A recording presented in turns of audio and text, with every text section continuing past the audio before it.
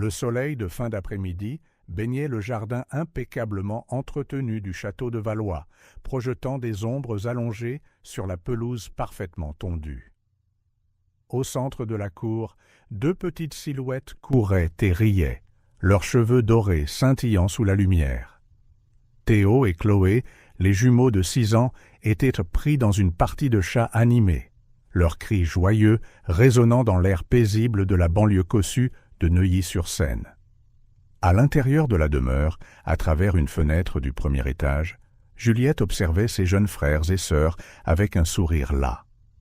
L'adolescente de 16 ans était penchée sur une pile de livres, ses cheveux bruns relevés en un chignon désordonné.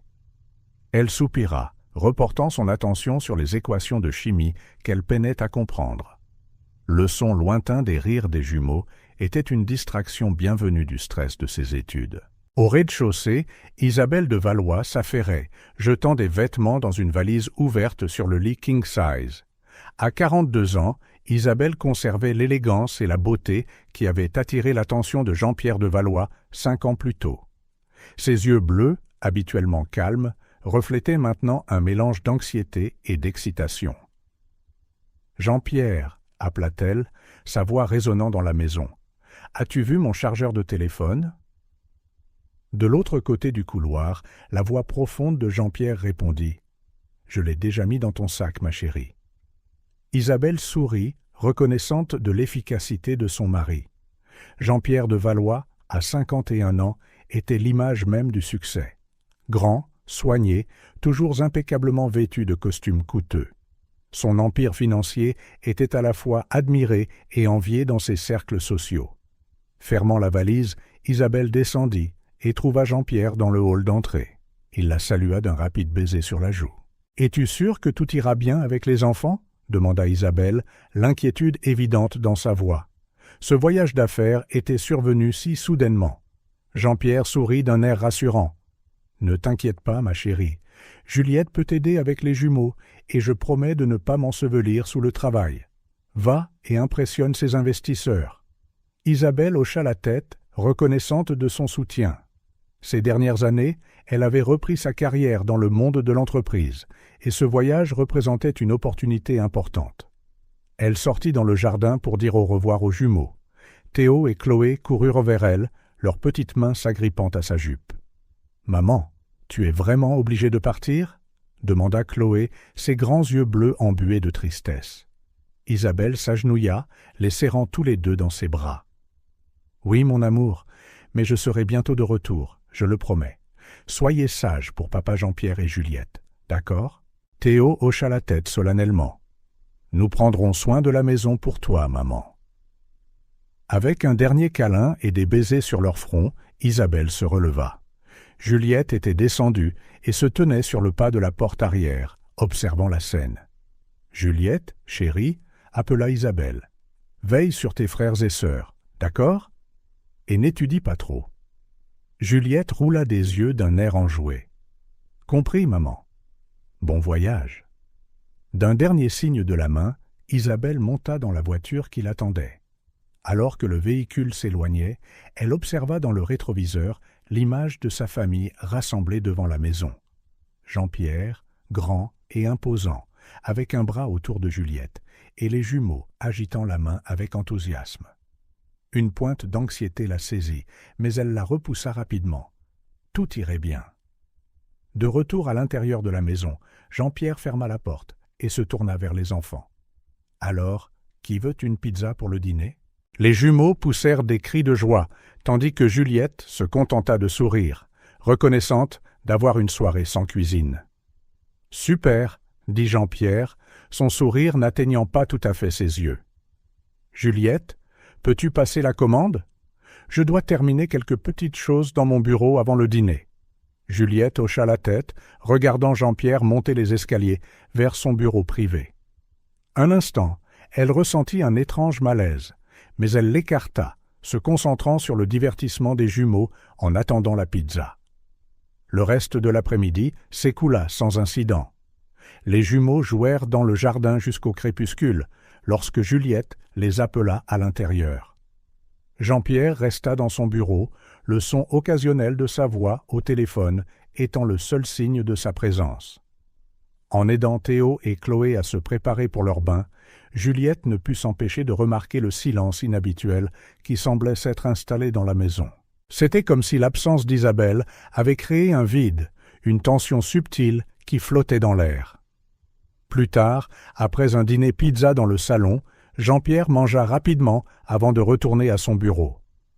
Juliette mit les jumeaux au lit, s'asseyant entre leurs deux petits lits dans la chambre éclairée par des lampes en forme d'étoiles. Elle leur lut une histoire, sa voix douce remplissant le calme de la nuit. « Juliette, » murmura Théo, déjà à moitié endormi. Papa Jean-Pierre avait l'air triste aujourd'hui. Juliette hésita, surprise par la perception de son frère. « Il est juste occupé par son travail, Théo. Ne t'inquiète pas. » Chloé ronflait déjà doucement, son petit visage détendu dans le sommeil. Juliette embrassa les deux jumeaux sur le front et quitta tranquillement la chambre. Dans le couloir, elle s'arrêta un instant devant la porte fermée du bureau de Jean-Pierre. Le silence de l'autre côté était oppressant. Un instant, Juliette songea à frapper, à demander si tout allait bien, mais quelque chose la retint. Avec un soupir, elle retourna dans sa propre chambre. Allongée sur son lit, fixant le plafond, Juliette ne pouvait se défaire du sentiment que quelque chose n'allait pas. La maison semblait différente, sans la présence réconfortante de sa mère, plus froide, en quelque sorte plus dangereuse. Secouant la tête pour chasser ses pensées irrationnelles, Juliette se tourna sur le côté, déterminée à dormir. Demain serait un autre jour, et elle avait un examen important à préparer. Dehors, la nuit s'installa, enveloppant le château de Valois d'ombre. Dans le bureau, une lumière brillait encore sous la porte, et le bruit étouffé de papier froissé rompait le silence. L'après-midi, apparemment normal, avait cédé la place à une nuit chargée de présages, le prélude à des événements qui allaient changer à jamais la vie des habitants de la maison. Le matin arriva tranquillement au château de Valois. Le soleil levant projetait des rayons dorés à travers les rideaux de soie, créant des motifs dansants sur le sol en marbre du hall. Juliette se réveilla tôt, le corps tendu par l'anxiété de l'examen de chimie à venir. Se frottant les yeux pour chasser le sommeil, elle se leva, déterminée à profiter des heures d'études supplémentaires. La maison était d'un silence presque troublant, rompu seulement par le chant occasionnel des oiseaux du jardin soigneusement entretenus. Juliette se demanda si c'était ainsi que la demeure sonnait toujours le matin, sans l'agitation familière créée par sa mère, préparant le petit déjeuner et pressant tout le monde de commencer la journée. Descendant les escaliers, ses pieds nus faisant des bruits doux sur les marches en bois poli, Juliette fut surprise de trouver les jumeaux déjà réveillés. Théo et Chloé étaient assis sur le canapé du salon, les yeux rivés sur la télévision qui diffusait des dessins animés aux couleurs vives. « Bonjour les trublions » dit Juliette, sa voix encore rauque de sommeil. Elle ébouriffa les cheveux de Théo en passant, n'obtenant qu'un grognement en réponse. « Vous avez déjà déjeuné ?»« Papa Jean-Pierre a fait des crêpes, » répondit Chloé avec enthousiasme, ses grands yeux quittant enfin l'écran pour regarder sa sœur aînée. Elles étaient délicieuses. Juliette fronça les sourcils, un étrange sentiment s'installant dans son estomac. Il était inhabituel que Jean-Pierre soit levé si tôt, surtout pour faire le petit déjeuner. Au cours des 5 années écoulées depuis son mariage avec sa mère, Juliette pouvait compter sur les doigts d'une main les fois où elle l'avait vu dans la cuisine. Entrant dans la cuisine immaculée, Juliette trouva une pile de crêpes froides sur le comptoir en granit. À côté de la pile, une note était collée sur le réfrigérateur en acier inoxydable. « Juliette, j'ai besoin de ton aide pour certains documents dans le bureau après le déjeuner. C'est important. Jean-Pierre. » Un frisson parcourut l'échine de Juliette. Quelque chose dans le ton de la note la mettait mal à l'aise. La formalité, l'urgence voilée, tout cela semblait hors du commun. Secouant la tête pour chasser ce sentiment, elle se versa un café et retourna dans sa chambre, déterminée à se concentrer sur ses études. Les heures du matin s'écoulèrent lentement, marquées par le tic-tac de la vieille horloge du couloir. Juliette alternait entre la révision de ses notes de chimie et la surveillance des jumeaux, qui avaient migré vers le jardin et jouaient maintenant sous le soleil de l'après-midi. De temps en temps, elle jetait des regards nerveux à la porte fermée du bureau de Jean-Pierre. Le bruit occasionnel de papier froissé et de conversations téléphoniques étouffées était le seul signe de sa présence. Lorsque l'horloge du salon sonna midi, Juliette descendit pour préparer un déjeuner rapide pour les jumeaux. Des sandwichs au beurre de cacahuètes et à la confiture, les préférés de Théo et Chloé. Elle regarda les enfants manger, leurs rires et leurs bavardages excités sur leurs jeux de jardin lui arrachant un sourire réticent. Après le déjeuner, Juliette hésita dans le couloir, devant le bureau de Jean-Pierre. Le silence de l'autre côté de la porte était oppressant, presque menaçant. Elle prit une profonde inspiration, essayant de calmer son cœur qui battait la chamade. « C'est juste de la paranoïa », se murmura-t-elle. « Il n'y a rien à craindre. » D'un dernier soupir, elle frappa à la porte. « Entrez !» La voix de Jean-Pierre semblait étrangement tendue. Juliette tourna la poignée, le doux grincement de la porte résonnant dans le couloir silencieux. Le bureau de Jean-Pierre l'avait toujours intimidé, avec ses bibliothèques du sol au plafond, son imposant bureau en acajou et l'odeur de cuir et de vieux papier. Aujourd'hui, cependant, l'atmosphère semblait encore plus lourde. Jean-Pierre était assis derrière son bureau, des piles de papier et de dossiers recouvrant sa surface polie. Ses yeux, habituellement froids et calculateurs, avaient une lueur fiévreuse que Juliette n'avait jamais vue auparavant. « Ferme la porte, Juliette, » dit Jean-Pierre, sa voix contrôlée, mais avec une tension sous-jacente qui noua l'estomac de Juliette. Juliette obéit, le doux clic de la porte se fermant, sonnant comme une sentence finale à ses oreilles. « Tu voulais mon aide pour quelque chose ?» demanda-t-elle, fière que sa voix reste stable malgré la boule dans sa gorge. Jean-Pierre la regarda enfin, son regard dur et froid comme de l'acier. « Assieds-toi » ordonna-t-il, indiquant la chaise devant son bureau. « Nous avons beaucoup de choses à nous dire. » Les jambes tremblantes, Juliette s'assit, ses mains crispées nerveusement sur le tissu de son jean. Jean-Pierre fit glisser un dossier vers elle, le bruit du papier glissant sur le bois poli étant étrangement fort dans le silence tendu. « Ouvre-le » ordonna-t-il, sa voix ne laissant aucune place à la discussion. D'un doigt hésitant, Juliette ouvrit le dossier. Ses yeux s'écarquillèrent en voyant les documents à l'intérieur. C'étaient des relevés bancaires, des transferts vers des comptes offshore, des contrats avec des noms inconnus. Des chiffres astronomiques dansaient devant ses yeux, des sommes qu'elle pouvait à peine comprendre. « Qu'est-ce que c'est » demanda-t-elle, sa voix à peine plus qu'un murmure. Jean-Pierre se pencha en avant, ses yeux brillant dangereusement. « Ceci, ma chère belle-fille, c'est l'empire que j'ai bâti. Des années de travail acharné, d'affaires judicieuses et de quelques manœuvres créatives. » Il marqua une pause, étudiant le visage de Juliette. « Et toi, malheureusement, tu en as trop découvert. » Le cœur de Juliette s'emballa, battant si fort qu'elle était sûre que Jean-Pierre pouvait l'entendre. « Je ne comprends pas. »« Ne joue pas à l'idiote » gronda Jean-Pierre, frappant sa main sur le bureau si fort que Juliette sursauta sur sa chaise. « Je sais que tu as fouiné dans mes dossiers. Qu'est-ce que tu sais d'autre? À qui en as-tu parlé ?» Juliette se recroquevilla sur la chaise, la peur l'inondant comme une vague glacée.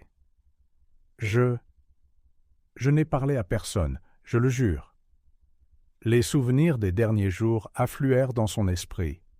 Le dossier qu'elle avait accidentellement ouvert sur l'ordinateur de Jean-Pierre quand il lui avait demandé d'imprimer des documents pour lui, les chiffres étranges, les transactions suspectes. À l'époque, elle n'avait pas compris ce qu'elle voyait. Mais maintenant? Jean-Pierre se leva brusquement, arpentant le bureau. Juliette se recroquevilla davantage, se sentant piégée. L'homme qu'elle connaissait depuis des années, l'homme que sa mère aimait, lui semblait soudain un étranger dangereux. « Tu n'as aucune idée du danger dans lequel tu te trouves, petite », siffla Jean-Pierre, saisissant le bras de Juliette avec force. Ses doigts s'enfoncèrent dans sa peau douce, sûrs de laisser des marques. « Si quelqu'un l'apprend, si un seul mot de tout cela sort, tu vas souffrir. »« Tu me fais mal !» cria Juliette, essayant de se dégager. La panique montait dans sa poitrine, menaçant de l'étouffer. Dans le couloir, Théo et Chloé, qui étaient entrés pour prendre un verre d'eau, se figèrent au son du cri de leur sœur. Échangeant des regards effrayés, ils se glissèrent vers la porte du bureau, leurs petites mains se serrant l'une l'autre pour se réconforter. À l'intérieur du bureau, la situation dégénéra rapidement.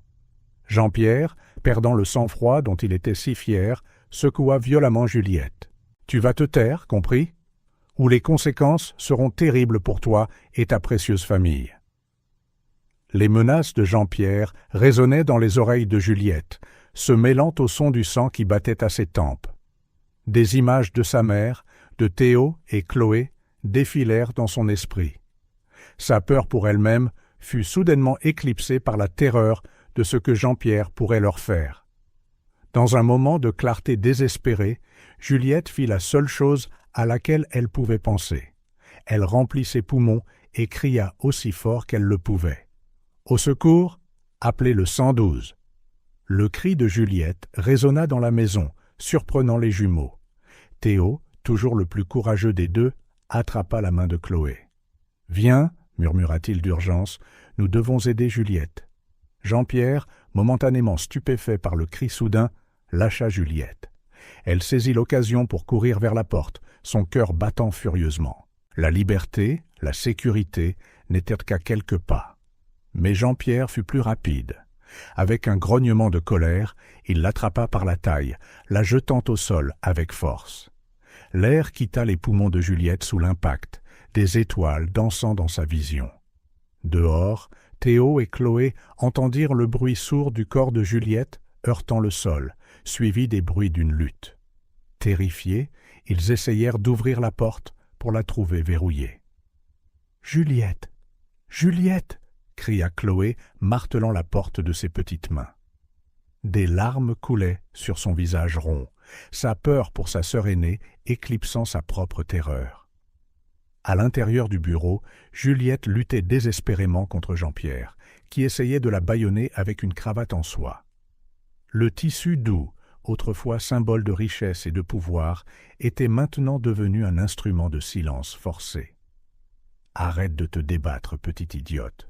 gronda Jean-Pierre, le visage rouge d'effort et de rage. « Tu gâches tout. » Juliette se tordit, donna des coups de pied et griffa, utilisant chaque once de force qu'elle possédait. Mais Jean-Pierre était plus grand, plus fort, et la gravité de sa situation la frappa comme un coup de poing à l'estomac. Il n'allait pas s'arrêter. Il pourrait la tuer. « La ferme, sale gosse !» cria Jean-Pierre aux jumeaux, sa voix remplie d'une fureur qu'il n'avait jamais entendue auparavant. « Retournez dans le jardin tout de suite, ou je jure que vous le regretterez. » Théo, tremblant de peur mais déterminé à aider sa sœur, tira Chloé par le bras. « Viens, Chloé, nous devons appeler à l'aide. » Ils descendirent en courant, le bruit de la lutte dans le bureau résonnant derrière eux comme un cauchemar les poursuivant. Dans le salon, Théo attrapa le téléphone fixe, ses mains tremblant si fort qu'il pouvait à peine tenir le combiné. « Quel est le numéro, Chloé ?» demanda-t-il, des larmes coulant sur son visage couvert de taches de rousseur. La panique menaçait de le submerger, mais l'expression terrifiée de sa jumelle l'ancra, lui rappelant qu'il devait être fort. « 1, 2 » sanglota Chloé, s'agrippant au bras de son frère comme si sa vie en dépendait. Théo composa les chiffres avec des doigts tremblants, chaque bip du clavier sonnant assourdissant dans le silence tendu du salon. Après quelques secondes qui parurent une éternité, une voix calme répondit « 112. Quelle est votre urgence ?»« S'il vous plaît, aidez-nous » balbutia Théo, les mots sortant en un flot précipité. « Papa Jean-Pierre fait du mal à Juliette. »« Calme-toi, mon grand, » dit doucement la voix à l'autre bout du fil. « Peux-tu me dire où vous êtes ?» Théo regarda Chloé avec panique, réalisant qu'il ne connaissait pas l'adresse exacte. Il n'avait jamais eu besoin de la savoir, toujours protégé derrière les hauts murs du domaine. « La grande maison !» cria soudain Chloé, se souvenant comment sa mère décrivait la maison aux visiteurs, avec le portail doré. « D'accord, nous traçons votre appel, » dit l'opératrice, sa voix rassurante même à travers la panique des enfants. « Êtes-vous en sécurité en ce moment ? Où est l'homme qui fait du mal à votre sœur ?» Dans le bureau, répondit Théo, la voix tremblante. La porte est verrouillée, et Juliette crie. À ce moment, un grand bruit sourd vint de l'étage, suivi d'un cri étouffé de Juliette. Le son fit que les jumeaux se serrèrent plus fort l'un contre l'autre, comme s'ils pouvaient se protéger de l'horreur qui se déroulait au-dessus d'eux. « La police est en route », les assura l'opératrice, bien que sa voix semble lointaine et irréelle aux enfants terrifiés. « Pouvez-vous vous cacher quelque part en sécurité ?» Théo regarda frénétiquement autour de lui, ses yeux se posant sur le grand placard sous l'escalier. C'était là qu'il se cachait habituellement pendant les parties de cache-cache, un endroit qui avait toujours semblé sûr et accueillant. « Viens, Chloé » murmura-t-il, tirant sa sœur vers le placard. Ils se blottirent à l'intérieur de l'espace exigu, la porte laissée légèrement entr'ouverte pour qu'ils puissent entendre ce qui se passait dans la maison. L'odeur familière des produits de nettoyage et des manteaux d'hiver rangés était un contraste surréaliste avec la terreur de la situation. Le bruit de pas lourds descendant les escaliers fit battre leur cœur plus vite. Ils se pressèrent l'un contre l'autre, essayant de se faire aussi petits que possible. « Théo, Chloé !» La voix tonitruante de Jean-Pierre résonna dans la maison d'une manière qui fit trembler les jumeaux. « Où êtes-vous, sale petit démon ?» À travers la fente de la porte, ils virent les jambes de Jean-Pierre passer, ses pas lourds faisant légèrement vibrer le sol. Son visage, lorsqu'il fut brièvement visible, était tordu en un masque de fureur que les jumeaux reconnurent à peine. « Sortez tout de suite !» rugit Jean-Pierre, sa voix mêlant colère et une pointe de désespoir. « Si je dois vous chercher, ce sera bien pire. » Pendant de longues minutes, qui parurent des heures aux enfants terrifiés, Jean-Pierre fouilla la maison, sa voix oscillant entre des menaces furieuses et des promesses faussement douces, le contraste rendant le tout d'autant plus effrayant. Le hurlement des sirènes déchira l'air du soir, brisant la tension qui pesait sur le château de Valois. Des lumières bleues et rouges dansaient sur les murs, projetant des ombres fantomatiques dans les pièces silencieuses. Le crissement des pneus dans l'allée annonça l'arrivée de la police. Théo et Chloé, toujours blottis dans le placard sous l'escalier, échangèrent des regards de soulagement et de peur. Les bruits de portières de voitures claquant et de voix autoritaires donnant des ordres résonnèrent dans la propriété. « Police, ouvrez la porte !» tonna une voix grave, suivie de coups fermes à la porte d'entrée. À l'étage, Jean-Pierre se figea, son visage un masque de panique et de fureur. Juliette, toujours enfermée dans le bureau, ressentit un soulagement si intense que ses jambes flageolèrent. Elle glissa le long du mur, sanglotant silencieusement. Les coups à la porte d'entrée devinrent plus insistants. « Dernière chance, ouvrez la porte ou nous l'enfonçons. » Dans un dernier acte de désespoir, Jean-Pierre courut au bureau. « Juliette, siffla-t-il à travers la porte, si tu dis un seul mot, je jure que ta famille paiera. Compris ?» Juliette, tremblante, ne répondit pas. Le bruit du bois qui se fendait en bas indiqua que la police avait tenu sa promesse. « Police, montrez-vous, les mains en l'air où nous pouvons les voir. » Le bruit de pas lourds montant les escaliers fit battre le cœur de Jean-Pierre. Il regarda frénétiquement autour de lui à la recherche d'une issue. Il n'y en avait aucune. Dans le placard, Théo rassembla tout son courage. « Viens, Chloé !» murmura-t-il, tenant la main de sa sœur. « Nous devons aider Juliette. » Lentement, les deux enfants sortirent de leur cachette, juste au moment où les officiers atteignaient le haut de l'escalier. « Par là !» cria l'un des officiers, montrant les jumeaux.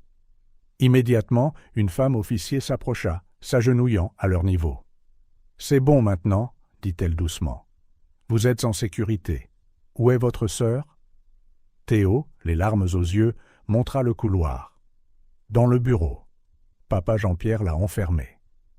Tandis que certains officiers se dirigeaient vers le bureau, d'autres encerclèrent Jean-Pierre, qui était sorti de sa cachette, les mains en l'air, son visage un masque de fausse innocence. « Il doit y avoir un malentendu, » commença-t-il, mais il fut rapidement réduit au silence et menotté. Au bureau, la police frappa à la porte. « Juliette de Valois, c'est la police. Est-ce que tout va bien ?» Après un moment de silence, la voix tremblante de Juliette répondit. « Oui, la porte est verrouillée. » À un signal du chef d'équipe, l'un des officiers força la serrure. La porte s'ouvrit, révélant Juliette blottie dans un coin, le visage strié de larmes et une ecchymose commençant à se former sur sa joue. La scène qui suivit fut un chaos maîtrisé. Des ambulanciers furent appelés pour s'occuper de Juliette, tandis que les officiers commençaient à fouiller le bureau. C'est alors que la véritable étendue des crimes de Jean-Pierre commença à émerger. Des tiroirs furent ouverts, révélant des piles de documents incriminants. Un officier alluma l'ordinateur, trouvant des fichiers détaillant des schémas de fraude à grande échelle. À chaque nouvelle preuve, le visage de Jean-Pierre devenait plus pâle. Juliette, enveloppée dans une couverture de survie et examinée par les ambulanciers, observait la scène avec un mélange de soulagement et d'horreur.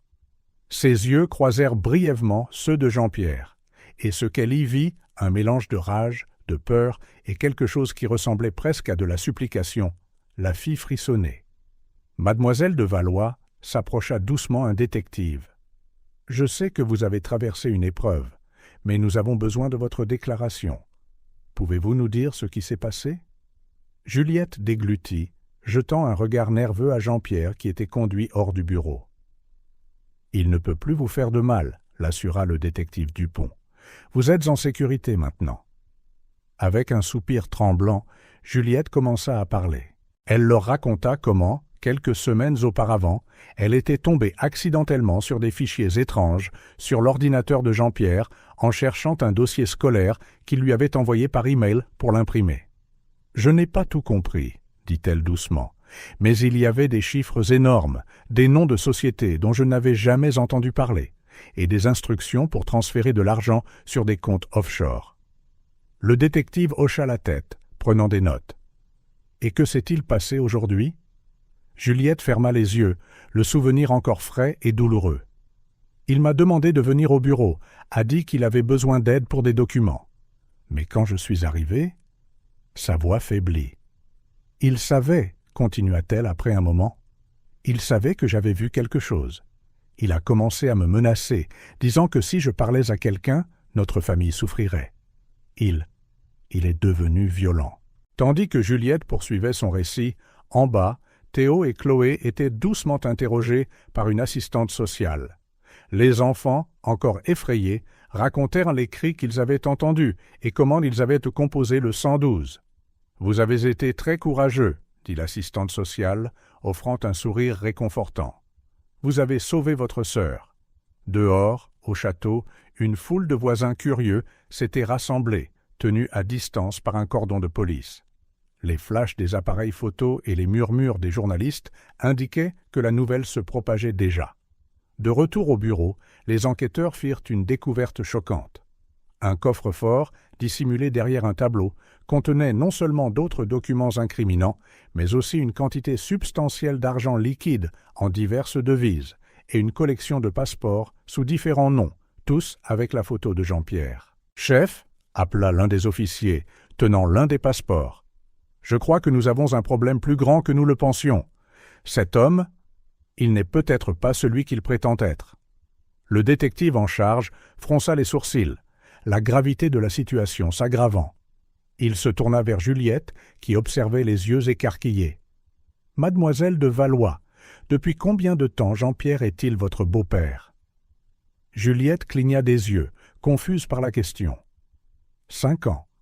Il a épousé ma mère quand j'avais 11 ans. Pourquoi » Le détective échangea des regards significatifs avec ses collègues. « Nous devons parler à votre mère dès que possible. Savez-vous comment nous pouvons la joindre » Juliette hocha lentement la tête. « Elle est en voyage d'affaires. Elle a laissé le numéro de l'hôtel sur le frigo. » Tandis qu'un officier partait chercher le numéro, le détective s'approcha de nouveau de Juliette, son expression grave. « Juliette, je sais que c'est difficile, mais j'ai besoin que vous soyez forte encore un peu. Nous avons des raisons de croire que l'homme que nous connaissons, sous le nom de Jean-Pierre de Valois, a trompé non seulement vous, mais aussi votre mère. Il pourrait faire partie d'une opération criminelle beaucoup plus vaste que nous ne le pensions initialement. » Juliette sentit comme si le sol se dérobait sous ses pieds. « Qu'est-ce que vous voulez dire » Le détective soupira. Nous avons trouvé des preuves de multiples identités, de fraude financière à grande échelle, de possibles connexions avec des organisations criminelles internationales. Juliette, l'homme que vous connaissiez comme votre beau-père, il pourrait être l'un des criminels les plus recherchés d'Europe. Les mots frappèrent Juliette comme un coup de poing à l'estomac. Des images des 5 dernières années défilèrent dans son esprit. Jean-Pierre, souriant à son mariage avec Isabelle, aidant les jumeaux avec leurs devoirs, offrant à Juliette son premier téléphone. Tout cela, un mensonge. Ma mère, les larmes aux yeux, elle ne sait rien de tout ça. Elle l'aime, ça va la détruire. Le détective posa une main réconfortante sur l'épaule de Juliette. Nous allons tout gérer, étape par étape. Pour l'instant, nous devons vous emmener à l'hôpital pour un examen complet, d'accord? Vos frères viendront avec vous. Juliette hocha la tête mécaniquement, se sentant engourdie. Alors qu'elle était guidée hors du bureau, elle vit Jean-Pierre être placé dans une voiture de police. Un instant, leurs yeux se croisèrent. L'homme qu'elle avait connu comme son beau-père, l'homme qui l'avait menacé quelques heures plus tôt, semblait maintenant petit et vaincu. En bas, Théo et Chloé coururent pour serrer Juliette dans leurs bras dès qu'ils la virent. Les 3 frères et sœurs s'accrochèrent les uns aux autres, trouvant du réconfort dans leur union. « Nous vous emmenons à l'hôpital maintenant, » dit doucement l'assistante sociale. « Vous resterez ensemble, je vous le promets. » Alors qu'ils étaient guidés dans une ambulance, Juliette ne put s'empêcher de regarder en arrière la maison qui avait été son foyer pendant les 5 dernières années. Le château, autrefois symbole de sécurité et de prospérité, semblait maintenant sombre et menaçant sous les lumières clignotantes des voitures de police. Sur le chemin de l'hôpital, Juliette tenait les mains des jumeaux, son esprit une tempête de questions sans réponse. Comment sa mère réagirait-elle? Que leur arriverait-il maintenant? Et, plus troublant encore, y avait-il d'autres secrets qui se cachèrent dans la vie, qu'ils pensaient si bien connaître? L'ambulance filait dans la nuit, les transportant vers un avenir incertain. Derrière eux, le château de Valois était toujours fouillé, chaque nouvelle découverte ajoutant des couches à un mystère qui ne faisait que commencer à se dévoiler. Au commissariat, Jean-Pierre de Valois, ou quel que soit son vrai nom, était en cours de traitement. Ses droits lui furent lus, ses empreintes digitales prises, sa photo prise. L'homme qui commandait autrefois un empire financier était maintenant réduit à un numéro d'écrou. Pendant ce temps, dans un bureau du commissariat, le détective en charge de l'affaire passait des appels frénétiques. Interpol, le FBI, les agences du monde entier étaient alertées. L'affaire de Valois se transformait rapidement en une enquête internationale. À l'hôpital, Juliette et les jumeaux furent accueillis par une équipe de médecins et d'infirmières. Des examens physiques furent effectués, des évaluations psychologiques commencées. L'assistante sociale resta avec eux, offrant du réconfort et s'assurant qu'ils restaient ensemble. Dans une chambre privée, Juliette eut enfin un moment pour respirer. Les jumeaux, épuisés par les événements de la nuit, s'étaient endormis sur un lit de fortune à côté du sien. En regardant leurs visages innocents, Juliette sentit une bouffée d'instinct protecteur si forte qu'elle la submergea presque. Un léger coup à la porte la tira de ses pensées. Le détective Dupont entra tranquillement, son visage montrant des signes de fatigue, mais aussi de détermination. « Comment vous sentez-vous » demanda-t-il doucement. Juliette haussa les épaules, incapable de mettre des mots sur le tourbillon d'émotions en elle. « Je comprends », hocha la tête le détective. « Juliette, je sais que c'est beaucoup à digérer, mais j'ai besoin de vous poser quelques questions de plus. C'est d'accord ?» Juliette hocha lentement la tête. « Nous avons réussi à contacter l'hôtel où séjourne votre mère, » commença-t-il. « Malheureusement, elle est sortie pour une réunion et ne sera pas de retour avant quelques heures. Nous lui avons laissé un message urgent pour qu'elle nous appelle dès que possible. » Juliette sentit un nœud dans son estomac. Sa mère, complètement inconsciente du chaos qui se déroulait, était probablement à un dîner d'affaires, souriant et faisant des projets pour un avenir qui n'existait plus. « Qu'est-ce qui va se passer maintenant » demanda Juliette, sa voix à peine au-dessus d'un murmure. Le détective s'assit sur le bord du lit, son visage sérieux mais gentil. Dans les prochains jours, il y aura beaucoup de choses qui se passeront. Plus d'interrogatoires, des enquêtes plus approfondies. Mais je veux que vous sachiez que vous et vos frères êtes en sécurité. Nous vous protégerons. Il marqua une pause, choisissant ses prochains mots avec soin. Juliette, l'homme que nous connaissons sous le nom de Jean-Pierre de Valois, est au centre d'une enquête beaucoup plus vaste que nous ne le pensions initialement. Les implications de ce que nous avons trouvé ce soir pourraient aller bien au-delà de votre famille. Juliette ferma les yeux, sentant le poids du monde sur ses épaules. « Et ma mère? Qu'est-ce qui va lui arriver? » « Votre mère n'est suspecte d'aucun crime, » l'assura le détective. « D'après ce que nous savons, elle est tout autant une victime que vous et vos frères et sœurs. Mais elle devra subir un interrogatoire approfondi. Nous devons comprendre pleinement comment Jean-Pierre, ou qui que ce soit, a réussi à infiltrer vos vies. » Juliette hocha la tête, 1 million de questions se bousculant dans son esprit. Mais avant qu'elle ne puisse en formuler une, un léger ronflement de Théo la distraya. En regardant les jumeaux endormis, elle sentit une vague soudaine d'épuisement. Le détective, remarquant sa fatigue, se leva. « Vous devriez vous reposer maintenant. Il y aura du temps pour plus de questions demain. Un officier sera posté devant votre chambre toute la nuit. Vous êtes en sécurité ici. » Alors qu'il se dirigeait vers la porte, Juliette l'appela. « Détective, merci de nous avoir sauvés. » Il offrit un sourire fatigué, mais sincère. « Vous vous êtes sauvée vous-même, Juliette. Vous et vos frères et sœurs. Vous êtes plus forts que vous ne le pensez. » Sur ce, il partit, laissant à Juliette un moment seule, avec ses pensées et ses frères endormis. Allongée sur le lit d'hôpital, fixant le plafond, Juliette essaya de traiter tout ce qui s'était passé. En moins de 24 heures, sa vie avait été bouleversée. L'homme qu'elle appelait son beau-père depuis 5 ans était un étranger, un criminel. Sa mère... Le téléphone sonna, son écho se répercutant dans les couloirs stériles de l'hôpital. L'infirmière au poste de garde répondit promptement, sa voix calme et professionnelle. « Service pédiatrique, comment puis-je vous aider ?» À l'autre bout du fil, une voix féminine tremblante et anxieuse répondit. « C'est Isabelle de Valois.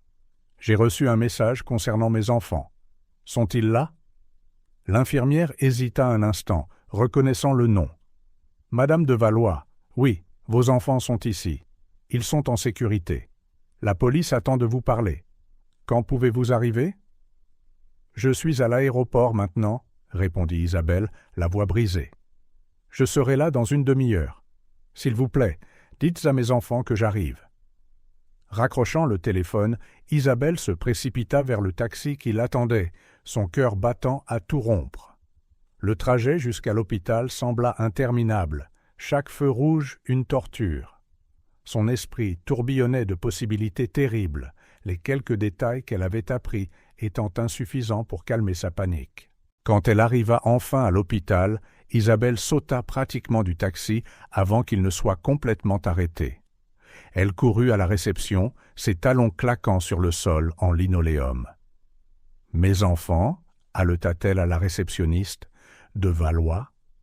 Où sont-ils » Un officier de police qui se tenait à proximité s'approcha. « Madame de Valois, je suis le détective Dupont. Veuillez me suivre. » Isabelle suivit le détective, le bombardant de questions. « Que s'est-il passé? Mes enfants vont-ils bien? Où est Jean-Pierre » Le détective Dupont leva une main, la calmant doucement. « Vos enfants vont bien physiquement, Madame de Valois. Mais il y a eu un incident grave. Parlons en privé d'abord, ensuite je vous conduirai à eux. » Isabelle sentit ses jambes faiblir, mais elle hocha la tête, suivant le détective dans une petite salle de conférence. À l'intérieur, Dupont lui indiqua une chaise et s'assit en face d'elle. « Madame de Valois, il n'y a pas de façon facile de dire cela. » commença le détective, sa voix douce mais ferme. « Votre mari, Jean-Pierre de Valois, a été arrêté. Il est accusé de fraude financière à grande échelle et d'agression sur votre fille, Juliette. » Le monde d'Isabelle sembla s'effondrer. Elle s'agrippa au bord de la table, se sentant prise de vertige. Non, ce n'est pas possible. Il doit y avoir une erreur. Le détective Dupont continua, expliquant les événements de l'après-midi précédent. La découverte de Juliette, l'appel courageux des jumeaux au 112, l'arrestation subséquente de Jean-Pierre. Isabelle écouta dans un état de choc, des larmes silencieuses coulant sur son visage. Quand le détective eut terminé, elle ne put que murmurer. « Puis-je voir mes enfants maintenant, s'il vous plaît ?» Dupont hocha la tête, se levant. « Bien sûr, ils sont impatients de vous voir. » Ils marchèrent en silence jusqu'à la chambre où se trouvait Juliette. Avant d'entrer, le détective arrêta doucement Isabelle. « Madame de Valois, soyez forte pour eux maintenant. Ils ont beaucoup souffert. » Isabelle prit une profonde inspiration, essuya ses larmes et entra dans la chambre. Juliette était allongée dans son lit, paraissant petite et fragile contre les draps blancs de l'hôpital.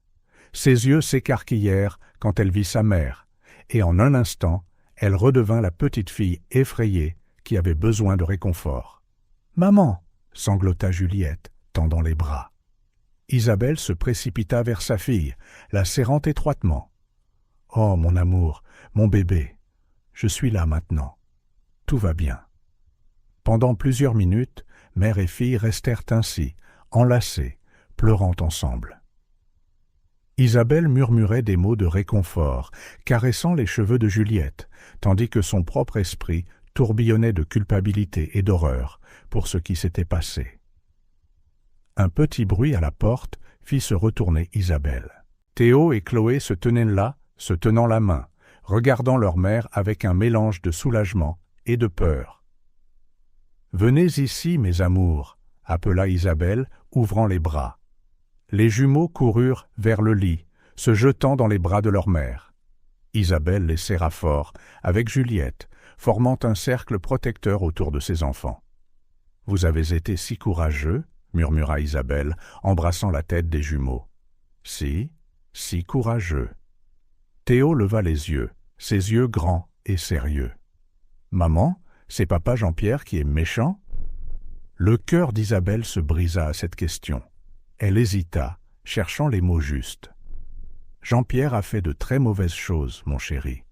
Mais ce qui compte maintenant, c'est que nous soyons ensemble et en sécurité. » Chloé renifla, enfouissant son visage dans l'épaule de sa mère. « On a eu si peur, maman. »« Je sais, mon amour, » répondit doucement Isabelle, frottant le dos de sa fille. « Mais vous avez été si fort. Vous avez sauvé Juliette ?» Juliette, qui était restée silencieuse, parla enfin, sa voix rauque. « Maman, j'ai découvert ce que Jean-Pierre faisait. Il a fait des choses terribles. J'aurais dû te le dire plus tôt, mais... » Isabelle la coupa doucement. « Chut! Ce n'est pas de ta faute, ma chérie. Rien de tout cela n'est de ta faute. » La famille resta ainsi pendant un long moment, se serrant dans les bras, trouvant du réconfort dans la présence des autres. Isabelle savait qu'un long chemin les attendait, plein de questions difficiles, d'enquêtes et probablement d'un procès. Mais pour ce moment, tout ce qui comptait, c'était que ses enfants soient en sécurité dans ses bras.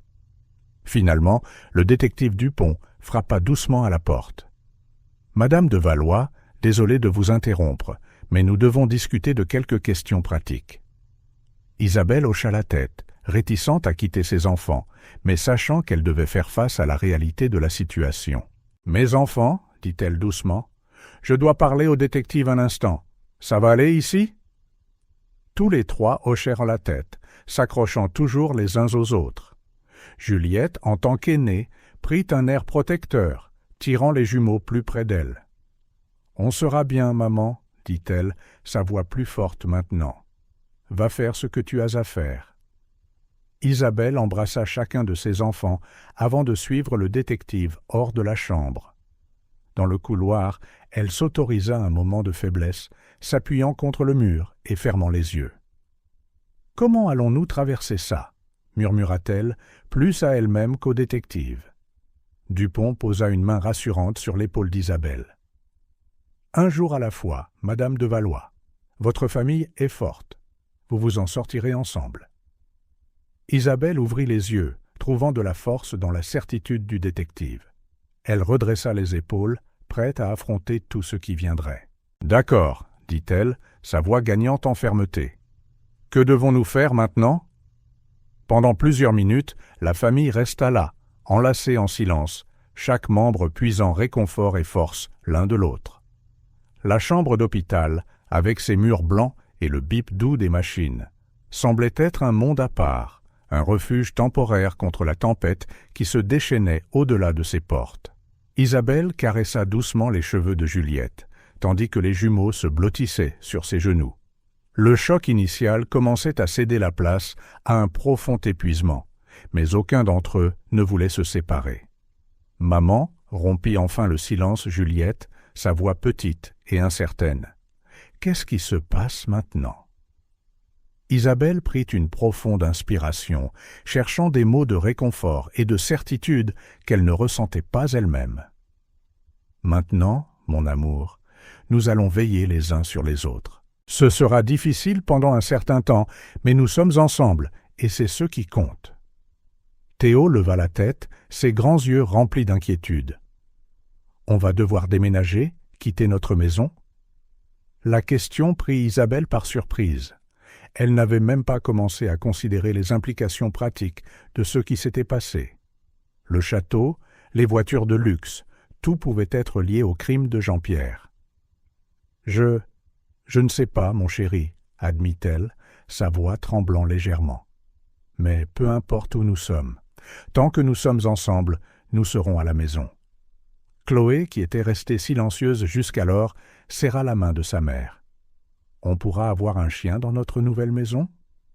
La question innocente, si déplacée par rapport à la gravité de leur situation, fit éclater de rire Isabelle. C'était un rappel doux que, malgré tout, ils étaient toujours une famille, avec des espoirs et des rêves pour l'avenir. « Peut-être, » sourit Isabelle, embrassant le front de sa fille. « On verra. » Le moment fut interrompu par un léger coup à la porte. Le détective Dupont entra, son visage un masque de compassion professionnelle. « Madame de Valois, je suis désolé de vous interrompre, mais il y a des choses dont nous devons discuter. » Isabelle hocha la tête, réticente à quitter l'étreinte de ses enfants, mais sachant qu'elle devait faire face à la réalité de la situation. « Mes enfants, » dit-elle doucement, « je dois parler avec le détective un instant. Ça ira ici ?» Juliette, adoptant une posture protectrice, rapprocha les jumeaux. « On sera bien, maman. Va faire ce que tu as à faire. » Avec un dernier câlin et des baisers sur le front de chaque enfant, Isabelle suivit le détective hors de la chambre. Dans le couloir, elle s'autorisa un moment de vulnérabilité, s'appuyant contre le mur et fermant les yeux. « Comment allons-nous traverser ça ?» murmura-t-elle, plus à elle-même qu'au détective.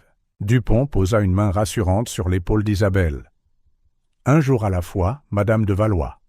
Votre famille est forte. Vous vous en sortirez ensemble. » Isabelle ouvrit les yeux, puisant de la force dans la certitude du détective. Elle redressa les épaules, prête à affronter ce qui l'attendait. « Très bien, » dit-elle, sa voix devenant plus résolue. « Que devons-nous faire maintenant ?» Le bureau du détective Dupont semblait petit et étouffant alors qu'Isabelle s'asseyait, ses mains tremblant légèrement sur la tasse de café qu'on lui avait offerte. Juliette était assise à côté d'elle, pâle et silencieuse, tandis que les jumeaux restaient dans la pièce voisine, sous la garde de l'assistante sociale. « Madame de Valois, » commença Dupont, sa voix douce mais ferme, « je sais que c'est difficile, mais nous devons discuter des détails des crimes de Jean-Pierre. Il est important que vous compreniez l'étendue de ce qui s'est passé. » Isabelle hocha lentement la tête, se sentant comme si elle était sur le point de plonger dans des eaux sombres et inconnues. « Je suis prête, » dit-elle, bien que sa voix trahisse son incertitude. Dupont ouvrit un épais dossier sur la table. Jean-Pierre de Valois est accusé de fraude financière à grande échelle, de blanchiment d'argent, d'évasion fiscale et plus récemment de violence psychologique sur mineurs. Les mots frappèrent Isabelle comme un coup de poing à l'estomac. Elle jeta un coup d'œil à Juliette, qui gardait les yeux fixés sur le sol. « Les stratagèmes de Jean-Pierre remontent à au moins 10 ans, » poursuivit le détective. Il a créé un réseau complexe de sociétés écrans et de comptes offshore pour détourner les fonds des investisseurs et échapper aux impôts. Isabelle sentit le monde tourner autour d'elle. Il y a 10 ans, c'est exactement à ce moment-là qu'elle avait rencontré Jean-Pierre, peu après être devenue veuve. « Tout l'argent », commença Isabelle, sa voix à peine un murmure. « Oui », confirma doucement Dupont. « J'ai bien peur que la plupart, sinon la totalité, de la richesse de la famille proviennent d'activités illégales. » Juliette leva enfin les yeux, sa voix tremblante alors qu'elle rompait le silence. « J'ai découvert des documents il y a quelques semaines. Je ne comprenais pas tout, mais je savais que quelque chose n'allait pas. Jean-Pierre, il m'a surprise en train de regarder. » Isabelle se tourna vers sa fille, horrifiée. « Oh, Juliette !»« Il m'a menacée, » continua Juliette, les mots sortant maintenant en un flot. « Il a dit que si je parlais à quelqu'un, il te ferait du mal, à toi et aux jumeaux. J'ai eu si peur, maman. Je suis tellement désolée. » Isabelle attira Juliette dans une étreinte serrée, des larmes coulant sur son visage. « Ce n'est pas de ta faute, mon amour. Rien de tout cela n'est de ta faute. » Le détective Dupont leur laissa un moment avant de continuer. Malheureusement, la nouvelle a déjà fuité dans la presse. Le château de Valois est entouré de journalistes en ce moment même. Un frisson de peur parcourut Isabelle. « Les journalistes savent que nous sommes ici ? » « Non, » l'assura Dupont. « Nous gardons votre emplacement confidentiel pour le moment, mais vous devez vous préparer à l'examen public à venir. » Comme pour souligner ce point, le téléphone d'Isabelle vibra avec un flot de notifications, des messages d'amis et de connaissances, tous voulant savoir ce qui se passait. La nouvelle se propageait comme une traînée de poudre. « Que faisons-nous maintenant ?» demanda Isabelle, se sentant complètement perdue. « Pour l'instant, vous resterez dans un lieu sûr, fourni par la police, » expliqua Dupont. « Demain, nous devrons commencer à nous occuper des questions juridiques. La plupart des biens de votre famille seront probablement gelés pendant l'enquête. » La réalité de la situation commença à s'installer. Isabelle pensa au château, aux voitures de luxe, aux vacances extravagantes, tout cela construit sur des mensonges et des crimes. « Maman, » dit doucement Juliette, « et l'école ? Et les amis des jumeaux ?» La question souleva une autre vague d'inquiétude. Comment expliquerait-il cela aux enfants ? Comment affronterait-il les regards et les chuchotements de la communauté ? « Nous gérerons cela une étape à la fois, » répondit Isabelle, essayant de paraître plus confiante qu'elle ne l'était. « Le plus important, c'est que nous soyons ensemble et en sécurité. » Juste à ce moment, un coup à la porte interrompit la conversation. Un officier rentra, l'air nerveux. « Détective, il y a une situation à l'extérieur. La presse a somehow découvert que la famille de Valois est ici. Ils demandent une déclaration. » Isabelle sentit la panique monter en elle. Dupont se leva rapidement. « Ne vous inquiétez pas, » les assura-t-il. « Nous vous ferons sortir d'ici discrètement. Officier, préparez la voiture à l'arrière. » Escortée à la hâte par les couloirs arrière du commissariat, Isabelle s'accrocha à Juliette et aux jumeaux. Par une fenêtre, elle aperçut la foule de journalistes et de caméras à l'avant du bâtiment. Cela semblait surréaliste, comme s'ils vivaient le cauchemar de quelqu'un d'autre. Dans la voiture, en route vers le lieu sûr, Isabelle eut enfin un moment pour tout traiter. La vie qu'il connaissait, la sécurité et le confort qu'il prenait pour acquis, tout s'était effondré en quelques heures. Juliette, assise à côté d'elle, lui prit la main. « On s'en sortira, maman, » dit-elle doucement. « Nous sommes fortes. » Isabelle serra la main de sa fille, regardant les jumeaux dormir à l'arrière. Oui, elles étaient fortes. Elles devraient l'être. Alors que la voiture s'éloignait de la ville, les emmenant vers un avenir incertain, Isabelle se fit une promesse silencieuse. Peu importe ce qui les attendait, elle protégerait sa famille. Ils traverseraient la tempête ensemble et trouveraient d'une manière ou d'une autre un moyen de s'en sortir. La vérité avait éclaté, exposant les mensonges et les crimes qui avaient soutenu leur vie de luxe. Mais elle avait aussi révélé autre chose, la force et la résilience en chacun d'eux. C'est cette force qui les guiderait à travers les jours difficiles à venir.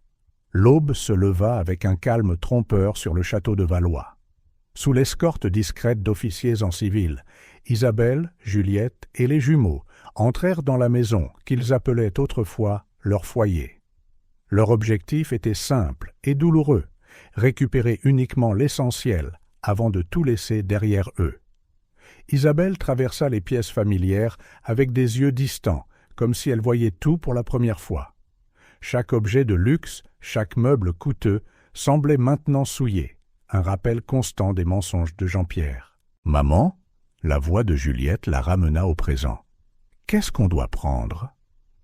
Isabelle cligna des yeux, se forçant à se concentrer. « Juste le nécessaire, ma chérie.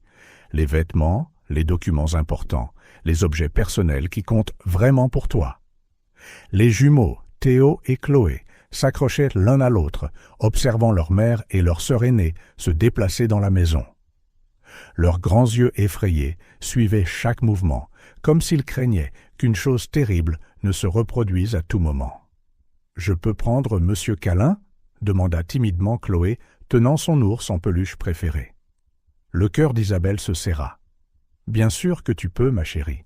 Monsieur Câlin vient définitivement avec nous. » En quelques heures seulement, leurs vies avaient été réduites à une poignée de valises et de boîtes.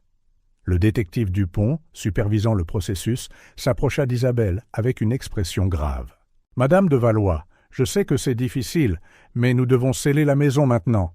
C'est une preuve dans l'enquête. » Isabelle hocha la tête, engourdie. « Je comprends. Pourrions-nous avoir un moment ?» Dupont accepta silencieusement, donnant à la famille un peu d'intimité. Isabelle rassembla ses enfants dans le salon où tant de souvenirs heureux avaient été créés.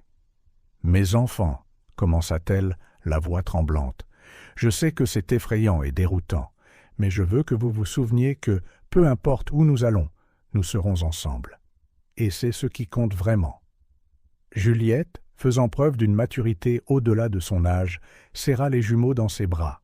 « On s'en sortira, » dit-elle, bien que sa voix trahisse une légère incertitude. D'un dernier regard à la maison qui avait été leur foyer pendant tant d'années, la famille de Valois partit, laissant derrière elle non seulement un château, mais toute une vie construite sur des illusions. Dans les jours qui suivirent, la réalité de leur nouvelle situation commença à s'installer. Déterminée à maintenir un semblant de normalité pour ses enfants, Isabelle loua un petit appartement de 2 chambres dans un quartier modeste.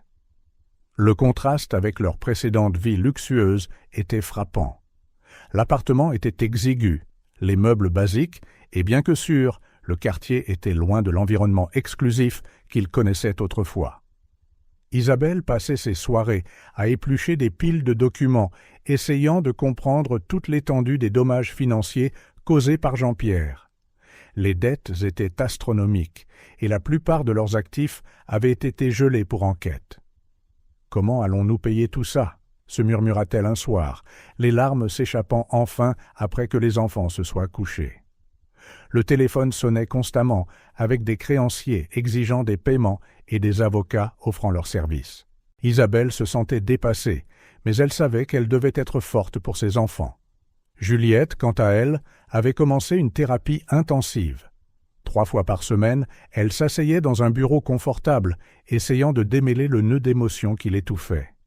« C'est normal de se sentir en colère », lui assura son thérapeute, le docteur Dubois, lors d'une séance particulièrement difficile. En colère contre Jean-Pierre, en colère contre la situation, même en colère contre toi-même pour ne pas avoir parlé plus tôt. Juliette hocha la tête, des larmes silencieuses coulant sur son visage. « Parfois, je me demande si c'est de ma faute, si j'avais dit à quelqu'un plus tôt. »« Juliette, » l'interrompit doucement le docteur Dubois, « rien de tout cela n'est de ta faute. Tu as été une victime et tu as fait de ton mieux dans une situation impossible. » Lentement, séance après séance, Juliette commença à traiter le traumatisme et à reconstruire sa confiance. Pour les jumeaux, la transition fut particulièrement difficile. Transférés dans une nouvelle école, ils durent non seulement faire face à la tâche de se faire de nouveaux amis, mais aussi aux regards curieux et aux chuchotements des camarades de classe qui avaient entendu parler du scandale de Valois dans les nouvelles. « Pourquoi tout le monde nous regarde ?» demanda un jour Théo, rentrant à la maison les épaules voûtées. Isabelle s'agenouilla à sa hauteur. Parfois, les gens ne comprennent pas et deviennent curieux. Mais ce qui compte, c'est que nous connaissions la vérité et que nous nous ayons les uns les autres. Chloé, toujours la plus sensible des deux, se réveillait souvent au milieu de la nuit avec des cauchemars. Isabelle la trouvait blottie dans son lit, serrant M. Câlin. « C'est bon, mon amour, » murmurait Isabelle, berçant sa fille. « Maman est là, tu es en sécurité. » Malgré les difficultés, il y avait des moments de lumière. La famille découvrit une nouvelle proximité, forcée de compter les uns sur les autres d'une manière qu'elle n'avait jamais connue auparavant. De simples dîners autour de la petite table de cuisine devinrent des moments précieux de connexion et de rire. Un soir, en aidant Juliette avec ses devoirs, Isabelle fut surprise par un sourire sincère sur le visage de sa fille. « Qu'est-ce qu'il y a ?» demanda Isabelle, curieuse. Juliette haussa les épaules, souriant toujours. « Rien. C'est juste que, malgré tout, je suis contente qu'on soit ensemble. » Le cœur d'Isabelle se réchauffa à ces mots. C'était un rappel que même dans les circonstances les plus difficiles, il y avait de l'espoir. Au fil des jours qui se transformèrent en semaines, la famille de Valois commença à trouver son rythme dans sa nouvelle réalité. Ce n'était pas facile, et chaque jour apportait de nouveaux défis, mais ils les affrontaient ensemble. L'avenir restait incertain, avec le procès de Jean-Pierre qui se profilait et d'innombrables questions juridiques et financières encore en suspens. Mais Isabelle savait que, peu importe ce qui arriverait, ils avaient la chose la plus importante, l'un l'autre. Ce soir-là, en se préparant à se coucher, Isabelle regarda autour du petit appartement qu'ils appelaient maintenant leur maison. Ce n'était pas luxueux, ni ce à quoi ils étaient habitués, mais c'était le leur. Et à ce moment, c'était suffisant. La salle d'audience était bondée en ce froid matin d'automne. Des journalistes envahissaient les marches de l'entrée, appareils photo à la main, avides de capter le moindre aperçu de la famille de Valois. Isabelle, Juliette et les jumeaux arrivèrent discrètement par l'arrière, escortés par des officiers. À l'intérieur du tribunal, l'air était lourd de tension. Isabelle était assise raidement au premier rang. Juliette à ses côtés, les jumeaux laissés aux soins d'une assistante sociale à l'extérieur. Le cœur d'Isabelle battait à tout rompre alors qu'elle attendait l'entrée de Jean-Pierre. Quand les portes s'ouvrirent et que Jean-Pierre fut amené, menotté et vêtu d'une combinaison de prisonnier orange, Isabelle eut l'impression que l'air lui avait été aspiré des poumons. Il avait l'air plus vieux, plus mince, l'ombre de l'homme puissant qu'elle pensait connaître. Un bref instant, leurs yeux se croisèrent, et Isabelle sentit une vague d'émotions contradictoires. Colère, douleur, confusion et, étonnamment, une touche de pitié. Le juge entra, et la salle se leva.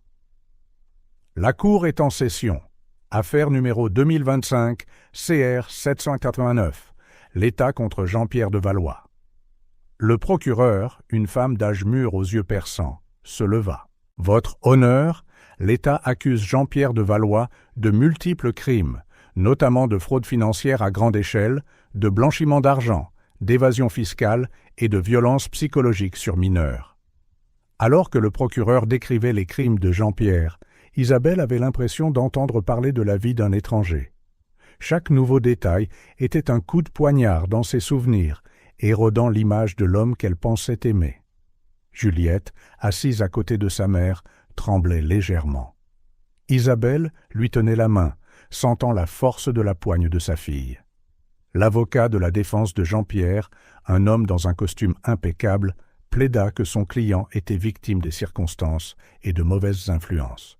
« Mon client admet avoir commis des erreurs, votre honneur, mais il nie avec véhémence tout abus. » Isabelle sentit Juliette se raidir à ses côtés. La mention d'abus ramenait des souvenirs douloureux pour toutes les deux. Au fur et à mesure que le procès avançait, des détails plus choquants émergèrent, des comptes secrets dans des paradis fiscaux, des schémas pyramidaux élaborés, des pots de vin à des fonctionnaires. À chaque nouvelle révélation, Isabelle avait l'impression de sombrer plus profondément dans un cauchemar. « L'accusation appelle Juliette de Valois à la barre », annonça le procureur. Isabelle serra la main de Juliette d'un air rassurant avant que sa fille ne se lève.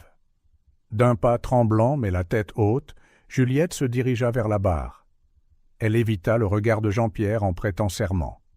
« Mademoiselle de Valois, » commença doucement le procureur, « pouvez-vous nous parler du jour où vous avez découvert les activités illégales de votre beau-père » Juliette prit une profonde inspiration, sa voix commençant doucement mais devenant plus forte à mesure qu'elle parlait. Elle décrivit comment elle avait accidentellement trouvé des documents dans le bureau de Jean-Pierre, comment il l'avait surprise et comment il l'avait menacée. Il a dit que si je parlais à quelqu'un, il ferait du mal à ma mère et à mes frères, dit Juliette, sa voix se brisant légèrement. Isabelle retint ses larmes, son cœur se brisant à la peur dans la voix de sa fille. Quand l'avocat de la défense eut son tour, son approche fut agressive. « Mademoiselle de Valois, n'est-il pas vrai que vous avez toujours été jalouse de la relation de votre mère avec mon client ? Se pourrait-il que vous ayez mal interprété la situation à cause de ses sentiments ?»« Objection !» cria le procureur. « Intimidation de témoin. »« Rejeté !» dit le juge. « Mais soyez prudent, maître. » Juliette, avec une force qui la surprit elle-même, regarda directement l'avocat. « Non, monsieur, je n'ai rien mal interprété. Jean-Pierre m'a menacé. Il m'a fait peur dans ma propre maison. » Pour la première fois depuis le début du procès, Juliette regarda Jean-Pierre. Leurs yeux se croisèrent, et un instant, c'est comme s'ils étaient les deux seules personnes dans la pièce. Jean-Pierre détourna le regard le premier, quelque chose comme de la honte traversant son visage. Quand Juliette retourna à sa place, Isabelle la serra fort dans ses bras, murmurant des mots de fierté et de réconfort.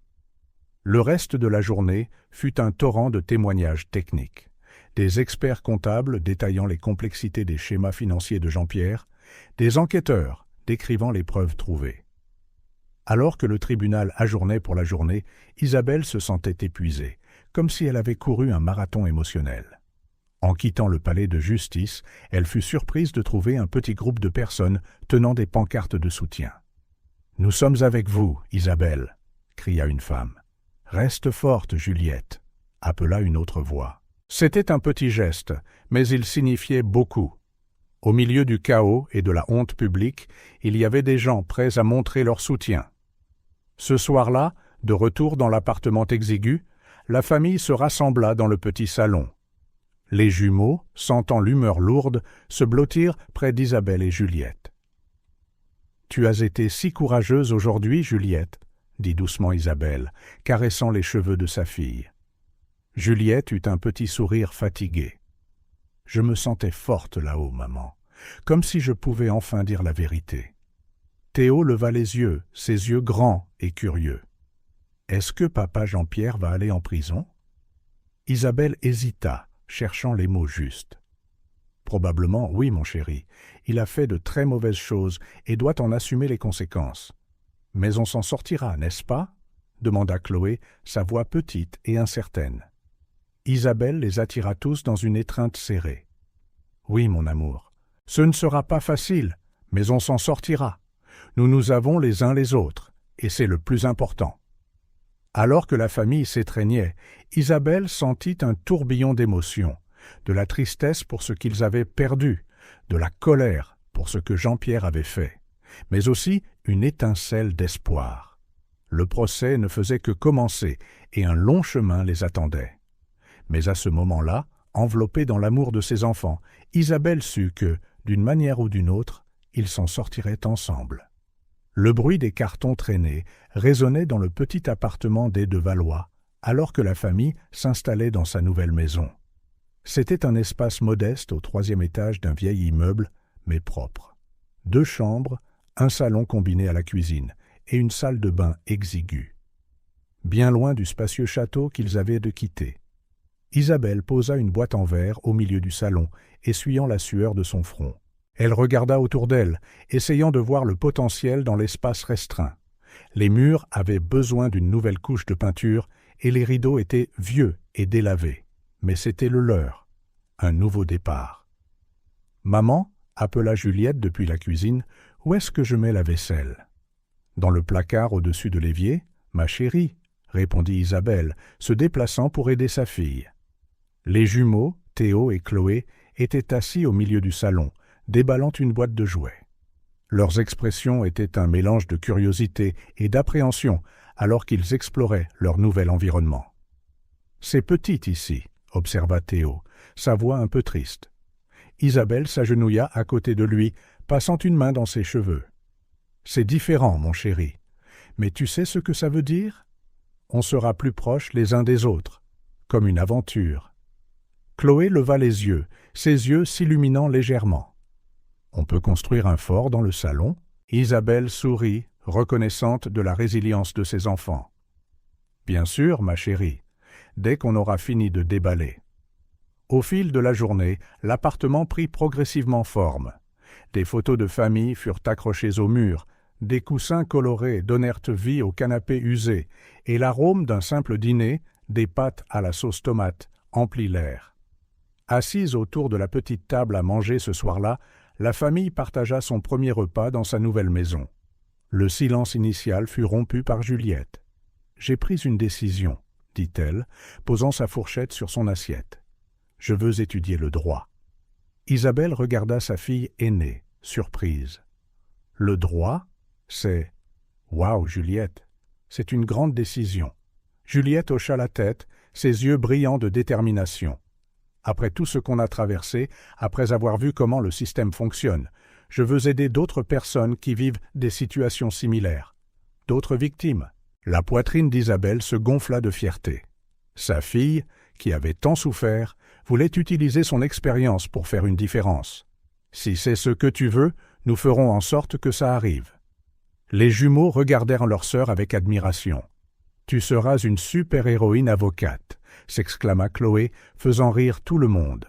Le lendemain matin, Isabelle se prépara pour sa première journée à son nouveau travail. C'était un poste d'assistante administrative dans une petite entreprise locale, rien de glamour, très différent de son ancienne vie, mais c'était un début. « Rappelez-vous, les enfants, » dit-elle, ajustant son chemisier simple. « Mamie viendra vous chercher à l'école. Soyez sages, d'accord ?» Juliette, qui préparait le petit déjeuner pour les jumeaux, hocha la tête.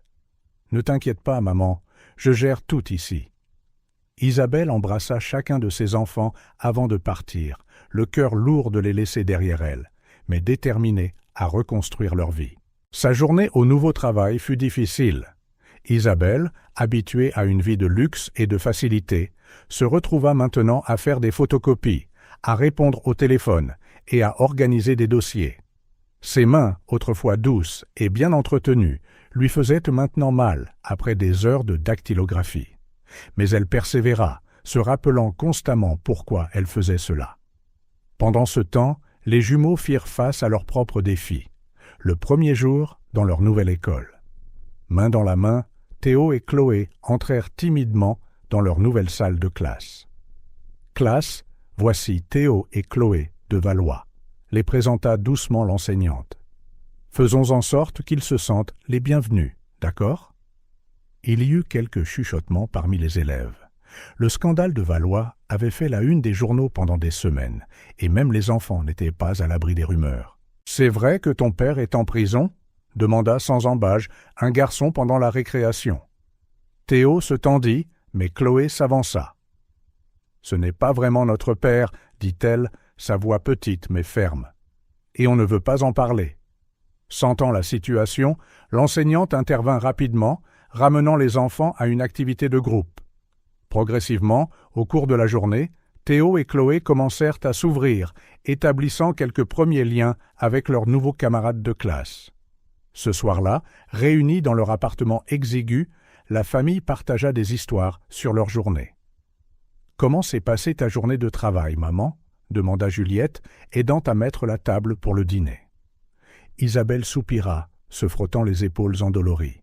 « Différente. Difficile. Mais ça ira mieux avec le temps. Et vous, l'école ?» demanda-t-elle aux jumeaux. Théo et Chloé échangèrent des regards avant que Théo ne prenne la parole. C'était bien. On s'est fait un nouvel ami, Maxime. Isabelle sourit, reconnaissante de ce petit progrès. « C'est super, mes chéris, je suis contente que vous vous installiez. » Pendant qu'il mangeait, Isabelle observait sa famille. Juliette, ses yeux déterminés fixés sur les exigences pour entrer en fac de droit. Les jumeaux, partageant timidement des histoires de leur nouvelle classe. Ce n'était pas la vie qu'elle avait imaginée pour eux, mais il y avait une force, une résilience émergente qui la remplissait d'espoir. Plus tard, les enfants au lit, Isabelle prit un moment pour une réflexion tranquille. Assise sur le petit balcon de l'appartement, elle contemplait les lumières de la ville, pensant à quel point leur vie avait changé. Le procès de Jean-Pierre était toujours en cours, le verdict en attente, une ombre constante sur eux. Mais ici, dans ce petit appartement, ils reconstruisaient lentement leur vie, brique par brique. Isabelle ferma les yeux, sentant la brise nocturne sur son visage. Demain apporterait de nouveaux défis, mais aussi de nouvelles possibilités. Et elle était prête à y faire face, pour elle-même et pour ses enfants. En se préparant à se coucher, Isabelle se fit une promesse silencieuse, à elle-même et à sa famille. Peu importe ce que l'avenir leur réservait, ils y feraient face ensemble. Et d'une manière ou d'une autre, ils ne se contentèrent pas de survivre, ils prospéreraient. La salle d'audience était comble le jour du verdict. La tension et l'anticipation remplissaient l'air, alors qu'Isabelle, Juliette et les jumeaux prenaient leurs places habituelles. Des semaines de témoignages, de preuves et d'arguments juridiques avaient mené à ce moment crucial. Isabelle tenait les mains de Juliette et des jumeaux, cherchant autant de réconfort qu'elle en donnait. Ses yeux parcoururent la salle, observant les visages désormais familiers qui faisaient partie de cette nouvelle réalité. Le compatissant détective Dupont, le procureur implacable, l'habile avocat de la défense de Jean-Pierre. Le juge entra et tout le monde se leva. « Vous pouvez vous asseoir » annonça-t-il, sa voix grave résonnant dans la salle silencieuse. Avant de prononcer le verdict, il y a un développement de dernière minute à aborder. Isabelle sentit son estomac se nouer. Que pouvait-il arriver d'autre? L'accusation souhaite appeler un témoin surprise, annonça le procureur en se levant. Nous appelons Marie Dubois à la barre. Le monde d'Isabelle sembla se figer. Marie, sa sœur, que faisait-elle ici? Une porte latérale s'ouvrit et Marie entra, l'air pâle et secoué. Ses yeux croisèrent ceux d'Isabelle un bref instant, remplis de culpabilité et de peur, avant de se diriger vers la barre. « Mademoiselle Dubois, » commença le procureur, « vous avez des informations pertinentes concernant cette affaire que vous souhaitez partager avec la cour ?» Marie prit une profonde inspiration, ses mains tremblant visiblement. « Oui, » dit-elle, sa voix à peine au-dessus d'un murmure. « J'ai été complice des crimes de Jean-Pierre de Valois. » Un murmure choqué parcourut la salle d'audience. Isabelle eut l'impression d'avoir reçu un coup de poing à l'estomac. Juliette serra sa main plus fort, tandis que les jumeaux semblaient confus, ne comprenant pas entièrement ce qui se passait. « Veuillez élaborer » ordonna le procureur. Marie commença à parler, sa voix gagnant en force à mesure que les mots sortaient. Elle révéla comment, des années auparavant, elle avait accidentellement découvert certaines des activités illégales de Jean-Pierre. Mais au lieu de le dénoncer, elle y avait vu une opportunité de profit. « J'ai aidé à cacher des documents, à effectuer des transactions, » avoua-t-elle, des larmes coulant sur son visage. « J'ai manipulé Isabelle pour qu'elle garde le silence.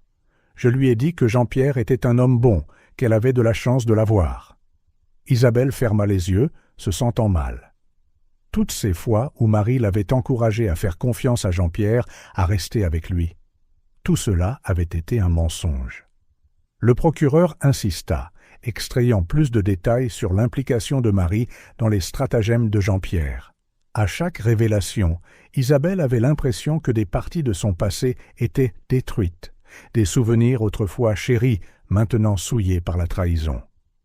Quand Marie eut terminé son témoignage, le juge appela à une suspension de séance. Juliette guida Isabelle hors de la salle d'audience, son esprit un tourbillon d'émotions. Dans le couloir, à l'abri des regards indiscrets, Isabelle s'effondra enfin. Des sanglots secouaient son corps alors que Juliette la tenait, les jumeaux s'agrippant aux jambes d'Isabelle, effrayés et confus. « Comment a-t-elle pu » pleura Isabelle. « Ma propre sœur. » Juliette, faisant preuve d'une force au-delà de son âge, prit le visage de sa mère entre ses mains. « Maman, regarde-moi. Ce n'est pas de ta faute. Tu ne savais pas, aucun de nous ne savait. » Théo tira sur la manche d'Isabelle. « Tante Marie est méchante, comme papa Jean-Pierre » Isabelle déglutit, luttant pour trouver des mots pour quelque chose qu'elle comprenait à peine elle-même. « Tante Marie, elle a fait de très mauvaises choses, mon chéri. Parfois, même les gens que nous aimons peuvent nous décevoir. » Lorsque la cour reprit, l'atmosphère était encore plus tendue. Jean-Pierre, qui était resté sans expression tout au long du procès, semblait maintenant vaincu. À la surprise de tous, il se leva avant que le verdict ne soit lu. « Votre honneur, si je peux me le permettre, dit-il, la voix rauque, j'aimerais faire une déclaration. » Le juge, après un moment de considération, hocha la tête. Jean-Pierre tourna les yeux, trouvant Isabelle et les enfants. « J'assume l'entière responsabilité de tout. Marie, elle n'a fait ce qu'elle a fait que parce que je l'ai manipulée, tout comme j'ai manipulé tout le monde autour de moi. » Il marqua une pause, déglutissant difficilement. « Isabelle, Juliette, Théo, Chloé, je suis désolé. Plus que les mots ne peuvent le dire. Je sais que je ne mérite pas le pardon, mais j'espère qu'un jour, vous trouverez la paix. » Le silence qui suivit fut palpable. Isabelle sentit une tempête d'émotions contradictoires, colère, douleur et une pointe inattendue de pitié pour cet homme qu'elle avait autrefois aimé. Finalement, le juge parla. Le jury a-t-il atteint un verdict?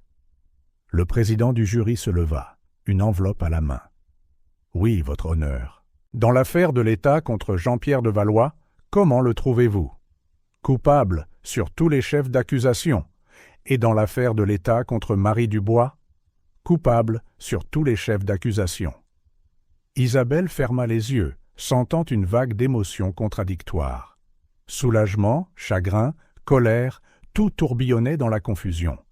Alors que le juge prononçait les peines de longues années de prison pour Jean-Pierre et Marie, Isabelle regarda ses enfants. Juliette, les larmes aux yeux, mais le menton haut. Théo et Chloé s'agrippant l'un à l'autre, leur jeune visage un mélange de confusion et de peur. À ce moment, Isabelle sut que, malgré la douleur de la trahison, les mensonges et les pertes, ils savaient toujours les uns les autres. Et c'est cela, au final, qui comptait. Quand ils quittèrent le palais de justice ce jour-là, ce fut avec un sentiment de clôture, mais aussi d'incertitude. Le verdict avait été rendu, la justice servie, mais les conséquences émotionnelles de cette double trahison étaient encore à venir. Isabelle enroula ses bras autour de ses enfants, sachant que les jours à venir seraient difficiles. Mais ensemble, ils affronteraient tout ce qui viendrait. La vérité avait été révélée, les liens du sang mis à l'épreuve, et il était maintenant temps de guérir, de reconstruire, d'avancer, un pas à la fois. Le petit appartement des de Valois était calme ce samedi matin, à l'exception du doux cliquetis des tasses dans la cuisine. Isabelle préparait du café, ses mouvements mécaniques, son esprit ailleurs. 3 mois s'étaient écoulés depuis le verdict, depuis la révélation choquante sur Marie, et chaque jour ressemblait encore à une bataille. Juliette entra dans la cuisine, ses pas doux. « Bonjour, maman, » dit-elle doucement. « N'oublie pas que j'ai le groupe de soutien cet après-midi. » Isabelle hocha la tête, forçant un sourire. « Bien sûr, ma chérie. À quelle heure rentres-tu » ? « Vers 5 heures, » répondit Juliette, attrapant une tasse de café. « Les jumeaux dorment encore ?» Comme par magie, le bruit de petits pas résonna dans le couloir. Théo et Chloé apparurent en pyjama, les cheveux en bataille. « Bonjour, mes amours, » dit Isabelle, sa voix s'adoucissant à la vue de ses plus jeunes enfants. « Qui veut des crêpes ?» Alors que la famille se déplaçait dans sa routine matinale, Isabelle ne put s'empêcher de remarquer les petits changements.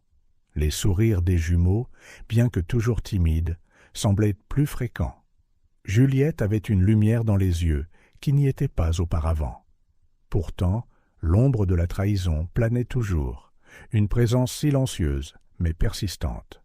Plus tard dans la journée, Isabelle se retrouva assise en face du docteur Dubois, le thérapeute qu'elle avait commencé à voir régulièrement depuis le procès. « Comment vous sentez-vous aujourd'hui, Isabelle » demanda le docteur. Dubois, son ton calme et invitant. Isabelle soupira, tripotant l'ourlet de son chemisier.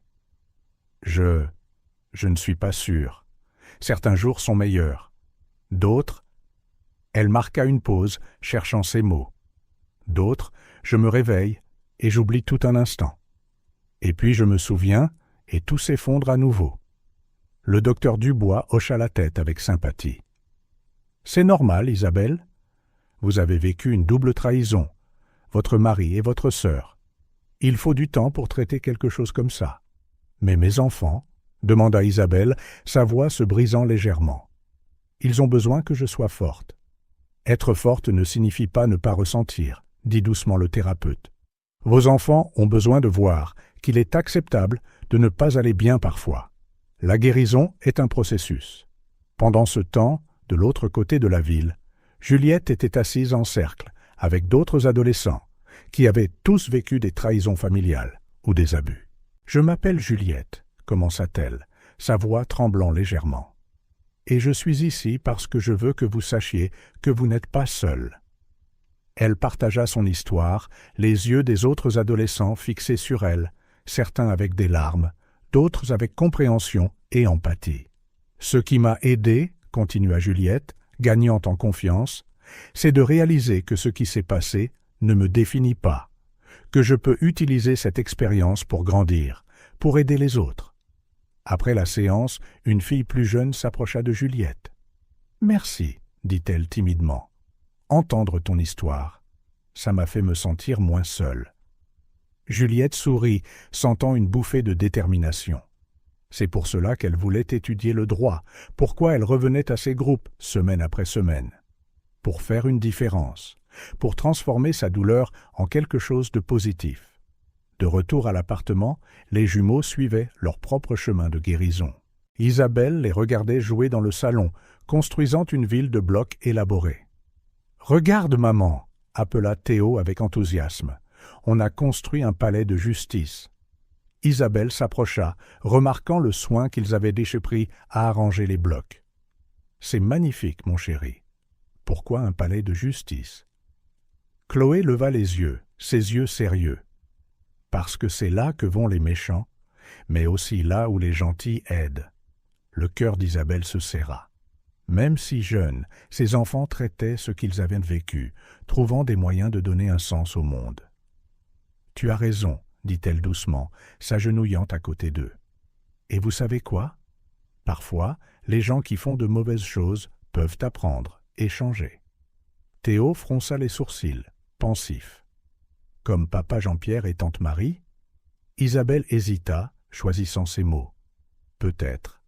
L'important, c'est que nous avons appris et grandi, et que nous nous avons les uns les autres. Les jumeaux sourirent, retournant à leur jeu avec un enthousiasme renouvelé.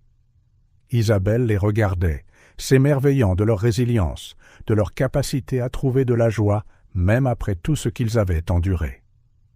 Ce soir-là, les enfants au lit, Isabelle s'accorda un moment de réflexion. Assise sur le petit balcon, elle contemplait les étoiles, pensant à quel point leur vie avait changé. La douleur de la trahison était toujours là. Une blessure qui mettrait du temps à guérir complètement. Mais il y avait aussi de l'espoir. De l'espoir dans le sourire de Juliette quand elle parlait d'aider les autres. De l'espoir dans le rire des jumeaux alors qu'ils jouaient. De l'espoir dans son propre cœur qui, malgré tout, trouvait encore des raisons de continuer à battre. Le chemin de la guérison était long et parfois difficile. Il y avait des jours de larmes, de colère et de questions. Mais il y avait aussi des jours de petites victoires, de sourires inattendus et de câlins qui parlaient plus fort que les mots. Isabelle prit une profonde inspiration, sentant l'air frais de la nuit. Demain serait un autre jour, une autre étape sur ce chemin. Et elle était déterminée à y faire face, non seulement pour elle-même, mais pour ses enfants. Car s'il y avait une chose qu'Isabelle de Valois avait apprise, c'est que la vraie force ne vient pas de ne jamais tomber, mais de toujours se relever. Avec cette pensée, elle se leva, prête pour un autre jour. Le chemin de la guérison pouvait être long, mais ils le parcourraient ensemble. Un jour à la fois, un pas à la fois. Et à la fin, elle le savait, ils en sortiraient de plus forts, plus sages, et, surtout, unis. Le soleil d'été brillait à travers les rideaux du petit appartement de la famille de Valois, illuminant une scène très différente d'un an auparavant. Isabelle se tenait dans la cuisine, préparant le petit déjeuner avec un sourire sur son visage, un changement notable par rapport à l'expression inquiète qui était devenue si familière. « Juliette, Théo, Chloé, le petit déjeuner est prêt », appela-t-elle, plaçant une pile de crêpes sur la table. Juliette apparut la première, ses cheveux en une queue de cheval désordonnée, un livre lourd sous le bras. « Bonjour, maman », dit-elle, déposant un rapide baiser sur la joue d'Isabelle avant de s'asseoir. Les jumeaux n'étaient pas loin derrière, faisant irruption dans la cuisine avec une énergie renouvelée. « Des crêpes !» s'exclama Théo, les yeux brillants d'anticipation. Alors que la famille se rassemblait autour de la table, Isabelle réfléchit à quel point les choses avaient changé au cours de l'année écoulée. Le chemin avait été difficile, rempli d'obstacles émotionnels et financiers, mais ils avaient persévéré. « Alors, » commença Isabelle, versant du jus pour les jumeaux, « quelqu'un a-t-il des projets spéciaux pour aujourd'hui ?» Juliette leva les yeux de son livre, l'excitation scintillant dans ses yeux. « En fait, oui. Je suis censé recevoir la réponse de l'université aujourd'hui. » Le cœur d'Isabelle s'accéléra. Juliette avait postulé à plusieurs facultés de droit, mais il y en avait une en particulier, avec une bourse d'études complète, qui était son rêve. « Je suis sûre que tu seras acceptée, ma chérie, » dit Isabelle, essayant de garder sa voix stable malgré l'anticipation qu'elle ressentait. Théo, les joues bombées de crêpes, parla la bouche pleine. Juliette va être la meilleure avocate de tous les temps. Théo ne parle pas la bouche pleine, le gronda doucement Isabelle, bien qu'elle ne puisse cacher un sourire. Le soutien inconditionnel entre les frères et sœurs était l'une des plus belles choses qui ait émergé de leur épreuve. Chloé, toujours l'observatrice, regarda Isabelle avec curiosité. « Maman, tu as l'air heureuse aujourd'hui. Il s'est passé quelque chose ?» Isabelle hésita un instant, se demandant si elle devait partager la nouvelle maintenant. Décidant qu'il n'y avait aucune raison d'attendre, elle prit une profonde inspiration. « En fait, oui, » commença-t-elle, sentant tous les yeux sur elle. « J'ai reçu un appel de M. Johnson hier soir. J'ai été promue directrice des opérations. » La table éclata de célébration. Juliette sauta de sa chaise pour serrer sa mère dans ses bras, tandis que les jumeaux poussaient des cris de joie. « Maman, c'est incroyable !» s'exclama Juliette, les yeux brillants de fierté. Isabelle sourit, sentant une vague d'émotion. Quand elle avait commencé ce modeste travail il y a un an, elle n'aurait jamais imaginé qu'elle gravirait les échelons si rapidement. Mais elle avait travaillé sans relâche, et maintenant elle en récoltait les fruits. « Est-ce que ça veut dire qu'on peut avoir un chien ?» demanda Chloé avec espoir, faisant rire tout le monde. « On verra », répondit Isabelle, ébouriffant les cheveux de sa fille. « Pour l'instant, ça veut dire qu'on aura un peu plus de stabilité financière. » Alors qu'ils finissaient le petit déjeuner et se préparaient pour la journée, Isabelle ne put s'empêcher de penser à la façon dont chaque membre de la famille avait grandi au cours de l'année écoulée. Juliette, au-delà de son dévouement à ses études et de son bénévolat auprès d'adolescents dans des situations similaires, était devenue une jeune femme forte et déterminée. Ses yeux, autrefois assombris par la tristesse, pétillaient maintenant de détermination et d'espoir. Les jumeaux, quant à eux, avaient surpris tout le monde par leur résilience. À l'école, leurs professeurs louaient souvent non seulement leurs performances académiques, mais aussi leur caractère. Théo, autrefois timide et renfermé, était maintenant connu pour défendre les camarades de classe qui étaient intimidés. Chloé avait découvert un talent pour l'écriture, utilisant ses histoires pour traiter ses expériences. La journée se déroula avec un mélange de routine et d'anticipation. Isabelle se dirigea vers le travail, maintenant avec la perspective excitante de ses nouvelles responsabilités. Les jumeaux partirent à l'école, chacun portant des projets dont ils étaient fiers. Et Juliette, nerveuse mais déterminée, vérifiait ses emails de manière obsessionnelle. En fin d'après-midi, alors que tout le monde était rentré à la maison, le moment qu'ils attendaient tous arriva enfin.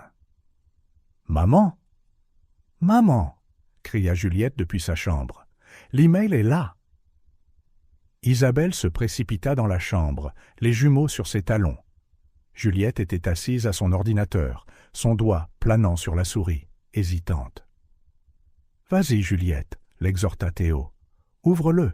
D'un dernier regard à sa famille, Juliette cliqua sur l'email. Ses yeux parcoururent rapidement le texte. Soudain, elle se couvrit la bouche de ses mains, des larmes jaillissant de ses yeux. « Je l'ai eu !» murmura-t-elle, presque incrédule. « J'ai eu la bourse complète. » La célébration qui s'ensuivit fut assourdissante. Isabelle serra Juliette fort, sentant comme si son cœur allait éclater de fierté. Les jumeaux sautaient autour d'eux, criant de joie. Au milieu de l'agitation, le téléphone d'Isabelle sonna. Elle décrocha, riant et pleurant à la fois. « Allô ? Oui, c'est Isabelle de Valois, » dit-elle, essayant de se ressaisir. En écoutant, son expression passa de la surprise à la confusion, et enfin au soulagement. Quand elle raccrocha, tout le monde la regarda avec curiosité. C'était l'avocat, expliqua Isabelle, sa voix tremblant d'émotion. Apparemment, tous les actifs n'étaient pas liés aux activités illégales de Jean-Pierre. Il y a une somme substantielle qui était légitime et qui peut être récupérée. Le bref silence fut rapidement remplacé par plus d'acclamations. Il ne s'agissait pas de l'argent lui-même, mais de ce qu'il représentait, une chance de vraiment recommencer, de reconstruire quelque chose de nouveau et d'honnête. Ce soir-là, réunis dans le salon, la famille de Valois réfléchit au chemin parcouru et à combien ils avaient grandi. « Vous savez, » dit Isabelle, regardant ses enfants avec amour, « il y a 1 an, je ne savais pas si on s'en sortirait. Mais regardez-nous maintenant. » Juliette sourit, serrant la main de sa mère.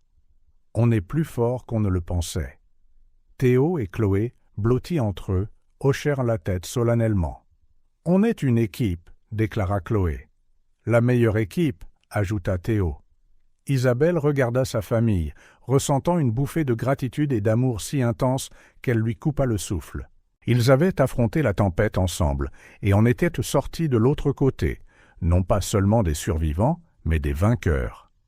L'avenir, qui semblait autrefois si incertain et effrayant, brillait maintenant de possibilités. De nouveaux horizons s'ouvraient devant eux, pleins de promesses et d'espoir. Et ensemble, la famille de Valois était prête à les explorer, un pas à la fois, plus forte et plus unie que jamais. Le soleil d'été baignait le porche de la nouvelle maison des de Valois, où Isabelle était assise, une tasse de café à la main et un sourire serein sur le visage. 2 ans s'étaient écoulés depuis le verdict qui avait changé leur vie, et la transformation était évidente. Le bruit de pas pressés l'attira de ses pensées. Juliette apparut, vêtue d'un tailleur élégant, ses yeux brillants d'une ambition juvénile. « Bonjour, maman », dit-elle en se penchant pour déposer un baiser sur la joue d'Isabelle. « Je suis en retard pour mon stage. Je n'arrive pas à croire que ça fait déjà 1 mois. » Isabelle sourit fièrement. Juliette non seulement excellait en fac de droit, mais elle avait aussi décroché un stage d'été convoité dans l'un des meilleurs cabinets d'avocats de la ville. « Tu seras génial, comme toujours, » répondit Isabelle, regardant sa fille aînée filer vers la voiture. Quelques instants plus tard, Théo et Chloé émergèrent, maintenant âgés de 8 ans, portant un grand trophée entre eux. « Maman, où est-ce qu'on le met ?» demanda Théo, ses yeux brillants de fierté. Isabelle se leva pour regarder de plus près le prix. « Projet sur le courage », lisait-on sur l'inscription. Les jumeaux avaient étonné tout le monde à l'école avec leur présentation, partageant leur propre histoire de dépassement de l'adversité d'une manière qui avait ému à la fois les élèves et les enseignants. « Que diriez-vous de l'étagère dans le salon ?» suggéra Isabelle, pour que tous ceux qui nous rendent de visite puissent voir à quel point vous êtes spéciaux. Chloé hocha la tête avec enthousiasme. « On pourra en parler à mamie quand elle appellera ce soir ?»« Bien sûr, ma chérie, » répondit Isabelle, sentant une pointe d'émotion douce amère à la pensée de sa mère, qui avait été un pilier de soutien dans leurs moments les plus sombres. Alors que les enfants couraient à l'intérieur pour ranger le trophée, Isabelle prit sa mallette, se préparant pour sa propre journée chargée. Au cours des 2 dernières années, elle avait rapidement gravi les échelons de l'entreprise, devenant une cadre respectée dans une grande entreprise technologique. Dans la voiture, en route pour le travail, Isabelle reçut un appel de son assistant. « Madame de Valois, je confirme juste votre discours d'ouverture à la conférence sur le leadership le mois prochain. » vint la voix excitée de l'autre côté. « Merci, Pierre. »« Oui, veuillez confirmer, » répondit Isabelle, sentant un mélange de nervosité et d'excitation. Être invitée à parler de son parcours de résilience et de leadership était un honneur qu'elle commençait à peine à accepter. Arrivée au bureau, Isabelle fut immédiatement happée par une série de réunions. Entre les discussions sur les stratégies de marché et les analyses financières, elle trouva un moment pour revoir son projet personnel le plus ambitieux à ce jour. Lancer sa propre société de conseil financier axée sur les pratiques éthiques et la transparence. Isabelle appela sa mentor et maintenant amie proche, Brigitte, en entrant dans son bureau à la fin de la journée. « J'ai entendu des rumeurs sur tes projets entrepreneuriaux. Est-ce que ça se concrétise vraiment ?» Isabelle sourit, sentant une vague de détermination. « Oui, je finalise le plan d'affaires. Après tout ce que nous avons traversé, je sens que c'est mon devoir d'utiliser mon expérience pour susciter un changement positif dans l'industrie. » Brigitte hocha la tête avec approbation. « Tu as fait un long chemin, Isabelle. D'une femme brisée à une leader inspirante. Je suis fier de toi. » Les mots de Brigitte résonnèrent dans l'esprit d'Isabelle sur le chemin du retour. Elle réfléchit à son parcours, les nuits de larmes, les jours de doute, et comment chaque défi l'avait forgée en une version plus forte d'elle-même. À la maison, Isabelle fut accueillie par l'odeur du dîner en préparation. Juliette était dans la cuisine, entourée de livres de droit, remuant une casserole. « Salut, maman !» la salua-t-elle. « J'espère que tu as faim. Les jumeaux m'ont aidé à faire des lasagnes. » Le cœur d'Isabelle se gonfla d'amour à la vue de sa famille, chacun contribuant à sa manière à la maison qu'ils avaient reconstruite ensemble. Au dîner, la conversation coula de source. Juliette partagea des histoires passionnantes de son stage, les jumeaux parlèrent de leurs projets de vacances d'été, et Isabelle mentionna la conférence sur le leadership à venir. « Oh, j'ai failli oublier », dit Isabelle, sortant une enveloppe de son sac. « Ceci est arrivé aujourd'hui. » L'atmosphère autour de la table changea subtilement lorsque tout le monde reconnut l'écriture sur l'enveloppe. C'était de Marie. Isabelle ouvrit la lettre avec précaution, lisant à haute voix. « Chère Isabelle et famille, il n'y a pas de mots pour exprimer adéquatement à quel point je suis désolé pour mes actions et le mal que j'ai causé. J'ai passé les 2 dernières années à réfléchir profondément à mes choix et à leurs conséquences. Je sais que je ne mérite pas le pardon, mais j'espère que vous savez que je suis vraiment repentante et engagée à devenir une meilleure personne. S'il y a une chance de rédemption, aussi petite soit-elle, je suis prête à faire tout ce qu'il faudra pour regagner votre confiance. Avec amour et regret, Marie. » Un silence pensif s'installa sur la table. Juliette parla la première. « Alors, qu'est-ce que tu en penses, maman ?» Isabelle regarda chacun de ses enfants, voyant la force et la compassion dans leurs yeux. « Je pense, commença-t-elle lentement, que tout le monde mérite une seconde chance. Ce ne sera pas facile et ça prendra du temps. Mais je suis prête à donner à Marie la chance de se racheter. » Les jumeaux échangèrent des regards avant que Théo ne prenne la parole. « Si tu penses que c'est bien, maman, on te soutient. » Isabelle sentit une vague de fierté pour ses enfants, pour leur maturité et leur capacité de pardon. Plus tard dans la soirée, la famille se rassembla dans le salon. Une carte du monde était ouverte sur la table basse, entourée de brochures de voyage. « Alors, où allons-nous pour notre premier voyage international ?» demanda Isabelle, se sentant aussi excitée qu'une enfant. « L'Italie » cria Chloé. « Non, le Japon » insista Théo. Juliette rit. « Et si on allait quelque part entre les deux? Peut-être la Grèce ?» Alors qu'ils débattaient joyeusement des destinations, Isabelle observait sa famille, le cœur plein. Il y a 2 ans, un voyage international semblait un rêve impossible. Maintenant, c'était juste l'un des nombreux objectifs qu'il planifiait pour l'avenir. Alors que la nuit avançait et que les plans de voyage prenaient forme, Isabelle se surprit à réfléchir à l'incroyable voyage qu'ils avaient fait. D'un cauchemar de trahison et de perte, ils étaient sortis non seulement survivants, mais vainqueurs. Juliette, autrefois une adolescente effrayée, était maintenant une jeune femme déterminée, prête à laisser sa marque dans le monde juridique. Les jumeaux, qui avaient vu des horreurs qu'aucun enfant ne devrait voir, brillaient maintenant de résilience et d'empathie. Et Isabelle, qui s'était autrefois sentie complètement perdue et trahie, s'était transformée en une leader respectée et une mère encore plus forte. Quand ils se préparèrent enfin à se coucher, Isabelle s'arrêta une fois de plus sur le porche, contemplant les étoiles. L'avenir, qui semblait autrefois si sombre et terrifiant, scintillait maintenant de possibilités infinies. « Maman ?» La voix de Juliette la ramena au présent. « Tout va bien ?» Isabelle se tourna, souriant à sa fille. « Tout va plus que bien, ma chérie.